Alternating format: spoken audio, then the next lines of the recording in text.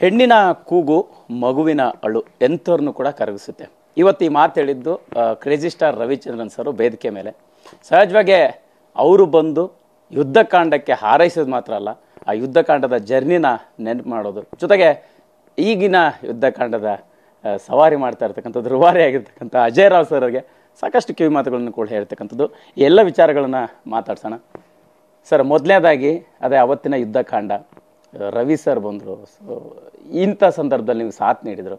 ಆ ಘಟನೆ ಹೆಂಗೆ ನೆನಪಾಗುತ್ತೆ, ಹೆಂಗೆ ಅವರ ಸ್ಫೂರ್ತಿ ಆಗುತ್ತೆ ಅಂತ ಮನೆಗೆ ಹೋದಾಗೆಲ್ಲ ಮಾತಾಡಿದೆ? ಇಲ್ಲ, ಡೇ ಒನ್ ಇಂದಾನೆ ಯಾವಾಗ ತಲೆನಲ್ಲಿ ಯುದ್ಧಕಾಂಡನ ಟೈಟಲ್ ಬಂತು, ನಾನು ಫಸ್ಟ್ ಹೋಗಿ ಅದರ ಟೈಟಲ್ ಅವೈಲೇಬಲ್ ಇದೆಯಾ ಅಂತ ಕೇಳಿಕೊಂಡು ಅದನ್ನು ರಿಜಿಸ್ಟರ್ ಮಾಡಿ ನೇರವಾಗಿ ಹೋಗಿದ್ದೆ ನಾನು ರವಿ ಸರ್ ಮನೆಗೆ. ಈ ಥರದ್ದು ಸಿನಿಮಾ ಮಾಡ್ತಾ ಇದ್ದೀನಿ ಸರ್ ಅಂತ.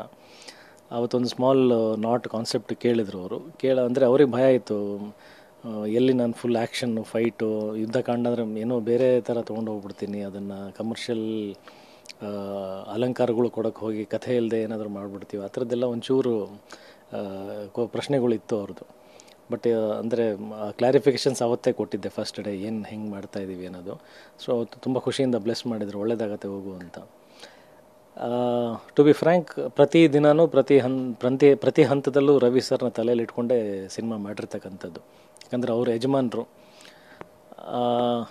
ಅವರು ಸಿನಿಮಾದಲ್ಲಿ ಹಾಕಿರ್ತಕ್ಕಂಥ ಶ್ರಮ, ಅವರು ಕಂಡಂಥ ಕನಸು, ಅದಕ್ಕೆ ಯಾರೂ ಸಾಟಿ ಇಲ್ಲ. ಸೊ ಆ ಥರದ್ದೊಂದು ವ್ಯಕ್ತಿ ಮಾಡಿರ್ತಕ್ಕಂಥ ಸಿನಿಮಾ ಹೆಸರನ್ನು ನಾವು ತೊಗೊಂಡು ರಿಪೀಟ್ ಮಾಡ್ತಾಯಿದ್ದೀವಿ, ಕ್ಯಾರಿ ಮಾಡ್ತಾಯಿದ್ದೀವಿ ಅಂದಾಗ ಸಾಕಷ್ಟು ಎಚ್ಚರಿಕೆ ವಹಿಸಬೇಕಾಗತ್ತೆ. ಕಥೆ ಚೆನ್ನಾಗಿದೆ, ಈ ಕಥೆಗೆ ಇದೇ ಸೂಕ್ತ ಅನ್ನೋದು ನಮಗೆ ಗೊತ್ತಿದೆ, ಆದರೆ ಅದನ್ನು ಕಾರ್ಯರೂಪಕ್ಕೆ ತಂದು ನಿಜ ಮಾಡಬೇಕಲ್ಲ. ಸೊ ಅದರಲ್ಲಿ ಯಶಸ್ವಿ ಆಗಿದ್ದೀನಿ ಅಂತ ಅಂದ್ಕೊಳ್ತೀನಿ. ಅಫ್ಕೋರ್ಸ್ ರವಿ ಸರ್ ಇನ್ನೂ ಸಿನಿಮಾ ನೋಡಿಲ್ಲ, ಬಟ್ ಟ್ರೈಲರ್ಗೂ ಮುಂಚೆ ಅವ್ರಿಗೆ ಹೋಗಿ ಕೆಲವೊಂದು ತುಣುಕುಗಳನ್ನು ತೋರಿಸಿ, ಟ್ರೈಲರ್ ತೋರಿಸಿ ಅವರೆಲ್ಲ ಖುಷಿ ಪಟ್ಟ ಮೇಲೆ ಅವರಿಗೆ ಭರವಸೆನ ಕೊಟ್ಟಿದ್ದೀನಿ. ನಾಳೆ ಸಿನಿಮಾ ನೋಡಿದಾಗಲೂ ನೀವು ಇಟ್ಟಂಥ ನಂಬಿಕೆ, ನೀವು ಹೇಳಿದಂಥ ಪಾಯಿಂಟ್ಗಳು ಎಲ್ಲೂ ಬಿಟ್ಕೊಡದೆ ತುಂಬ ಹೆಮ್ಮೆ ಪಡ್ತಾರೆ, ಖುಷಿ ಪಡ್ತಾರೆ. ಆ ನಂಬಿಕೆ ಖಂಡಿತ ಇದೆ.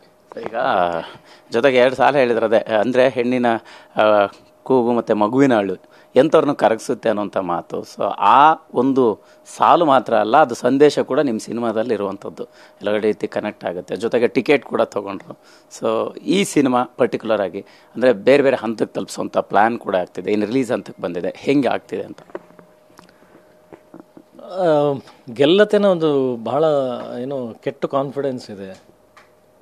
ಅಂದರೆ ಕಾನ್ಸೆಪ್ಟ್ ಗೆಲ್ಲತ್ತೆ. ಸಿನಿಮಾ ಗೆದ್ದು ಅದು ದುಡ್ಡು ಮಾಡಬೇಕು ಅನ್ನೋದು ಅಫ್ಕೋರ್ಸ್ ಎಲ್ಲ ನಿರ್ಮಾಪಕನಿಗೂ ಇರುತ್ತೆ. ನನಗೂ ವೈಯಕ್ತಿಕವಾಗಿ ಒಬ್ಬ ಕನ್ನಡ ಅಭಿಮಾನಿಯಾಗಿ ಕನ್ನಡದ ಸ್ವಾಭಿಮಾನ ನನ್ನಲ್ಲಿರೋದ್ರಿಂದ ಒಂದು ಕನ್ನಡ ಸಿನಿಮಾ ದಾಖಲೆ ಮಾಡಬೇಕು ಅನ್ನೋದು ಅಫ್ಕೋರ್ಸ್ ಅದು ಒಂದು ಸ್ವಾರ್ಥ. ಆದರೆ ಇಲ್ಲಿ ಇನ್ನೊಂದು ಕೆಟ್ಟ ಕಾನ್ಫಿಡೆನ್ಸ್ ಏನಪ್ಪ ಅಂತಂದರೆ ಕಾನ್ಸೆಪ್ಟ್ ಗೆಲ್ಲುತ್ತೆ. ದುಡ್ಡು ಹಣ ಎಲ್ಲಕ್ಕಿಂತ ಮುಖ್ಯವಾಗಿ ನೀವು ಹೇಳ್ದ ಹಾಗೆಯೇ ಒಂದು ಮಗುವಿನ ಕೂಗು, ತಾಯಿನ ಕಣ್ಣೀರು, ಅದು ಪ್ರತಿಯೊಬ್ಬನಿಗೂ ಮನಸ್ಸಿಗೆ ತಟ್ಟುವಂಥ ವಿಚಾರ. ಅದರಲ್ಲೂ ನಾವು ಭಾರತೀಯರು, ನಮಗೆ ಅದು ಈ ಹ್ಯೂಮನ್ ಎಮೋಷನ್ಸ್ ಜಾಸ್ತಿ, ಅದೇ ನಮ್ಮ ಮಣ್ಣಿನ ಸೊಗಡು.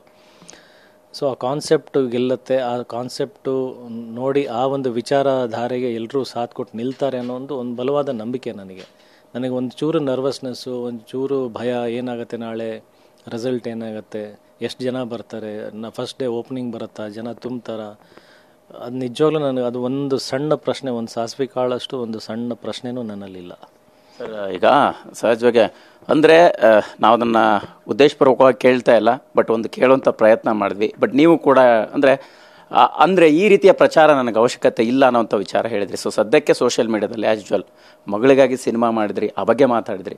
ಬಟ್ ಮಗಳ ವಿಡಿಯೋ ಎಲ್ಲ ಒಂದು ರೀತಿ ವೈರಲ್ ಆಗಿರುವಂಥದ್ದು, ಮತ್ತು ಒಂದಿಷ್ಟು ಅದಕ್ಕೆ ಅಭಿಪ್ರಾಯಗಳು ಬಂದಾಗ ಅದನ್ನು ಹೆಂಗೆ ರಿಸೀವ್ ಮಾಡಿದ್ರಿ? ಅಂದರೆ ಮಾರಬೇಡ ಅನ್ನೋಂಥ ಭಾವನೆ ಹಂಚ್ಕೊಂಡಿದ್ದಂಥದ್ದು. ಈಗ ಅನಿಸುತ್ತೆ ಎಲ್ರಿಗೂ ಕೇಳೋರಿಗೆ ಉದ್ದೇಶಪೂರ್ವಕವಾಗಿ ಎಲ್ಲೋ ಪ್ರಚಾರಕ್ಕೆ ಬಳಸ್ಕೊಂಡ್ರೆ ಅನ್ನೋಂಥದ್ದು. ನಾನು ಅದನ್ನು ಕೇಳೋ ಪ್ರಯತ್ನ ಮಾಡಿದ್ರು ಕೂಡ ನೀವು ಹೇಳಲಿಲ್ಲ, ಬಟ್ ಈಗ ಪ್ರೆಸ್ ಮೀಟಲ್ಲಿ ಸಿಕ್ಕಿದ್ದೀರಿ ಅಂತ ಒಂದು ಸಣ್ಣ ಅಭಿಪ್ರಾಯ ಸರ್ ಆ ವಿಚಾರದ ಬಗ್ಗೆ, ಘಟನೆ ಬಗ್ಗೆ. ಅಲ್ಲ, ಸ್ಟಿಲ್ ನಾನು ಅದ್ರ ಬಗ್ಗೆ ಮಾತಾಡೋಕ್ಕೆ ಇಷ್ಟಪಡಲ್ಲ. ಅದೇನಾಗ್ಬಿಡುತ್ತೆ, ಅದು ವಿಡಿಯೋ ಬಂದು ಅದನ್ನು ಪ್ರತಿಯೊಂದು ಕಡೆ ಕ್ಲಾರಿಫಿಕೇಷನ್ ಕೊಡೋದು ನಮ್ಗೆ ಅನ್ವಾಂಟೆಡ್ ಡ್ಯೂಟಿ ಅದು. ಸೊ ರಿಕ್ವೆಸ್ಟ್ ಮಾಡ್ಕೊಳ್ತೀನಿ ನಾನು, ಅಂದರೆ ಎಲ್ಲರೂ ಅದನ್ನು ಬಳಸ್ಬಿಟ್ಟು ತೆಗೆದುಬಿಡಿ ಅಂತ ಕೇಳ್ಕೊಳ್ತೀನಿ ಅಷ್ಟೇ. ಈಗ ಸಹಜವಾಗಿ ಮಗಳಿಗೋಸ್ಕರ ಸಿನಿಮಾ ಮಾಡಿದ್ರಿ, ಎಲ್ಲ ಒಂದು ಕಡೆ ಆ ಮಗಳ ವಿಡಿಯೋ ಕೂಡ ನಿಮಗೆ ಈ ರೀತಿ ಪ್ರಚಾರ ಆಯಿತು. ಹೆಂಗೆ ಬೇಜಾರು ಆಯಿತು ನಿಮಗೆ ಆ ಘಟನೆ ಅನ್ನೋಂಥದ್ದು ಪರ್ಟಿಕ್ಯುಲರ್ ಆಗಿ? ಅದನ್ನು ಹೆಂಗೆ ತೊಗೊಂಡ್ರಿ? ಫ್ಯಾಮಿಲಿಲಿ ಏನು ಡಿಸ್ಕಷನ್ ಆಯಿತು? ನೀವೇ ಹೇಳಿ, ಅದು ನಿಮಗೆ ಹೆಂಗೆ ಕಾಣಿಸುತ್ತೆ ಅದು? ಅಲ್ಲ, ಅದೇ ಸಹಜವಾಗಿ ಸೋಷಿಯಲ್ ಮೀಡಿಯಾದಲ್ಲಿ ಅಭಿಪ್ರಾಯಗಳು ಅಂದ್ರೆ ಅದು ಒಂದು ಯಾಕೋ ಬೇಕಿರ್ಲಿಲ್ಲ ಅನ್ನೋಂಥ ರೀತಿ ಅಭಿಪ್ರಾಯ ವ್ಯಕ್ತ ಆಯ್ತಲ್ಲ. ಹೌದು, ನನಗೂ ಬೇಕಿರಲಿಲ್ಲ.